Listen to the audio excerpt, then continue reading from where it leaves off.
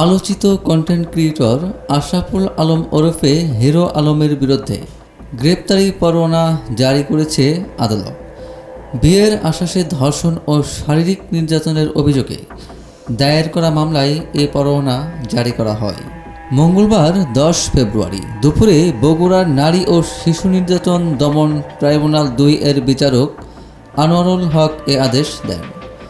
রাষ্ট্রপক্ষের আইনজীবী আলী আসগার বিষয়টি নিশ্চিত করে জানান, police bureau of investigation PBI এর তদন্ত প্রতিবেদন আদালতে উপস্থাপনের পরই বিচারক হিরো আলমের বিরুদ্ধে গ্রেপ্তারি পরোয়ানা জারির নির্দেশ দেন।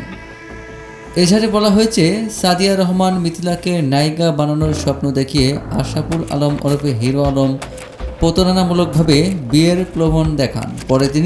পরে তিনি ভুক্তভোগীকে ধর্ষণ, শারীরিক নির্যাতন এবং গর্ভপাত করাতে বাধ্য করেন। হিরো আলম ঘটনাটি অস্বীকার করলে সাদিয়া রহমান মিথিলা 2025 সালের 21 এপ্রিল নারী ও শিশু নির্যাতন দমন আইনে হিরো আলমের বিরুদ্ধে মামলা দায়ের করেন।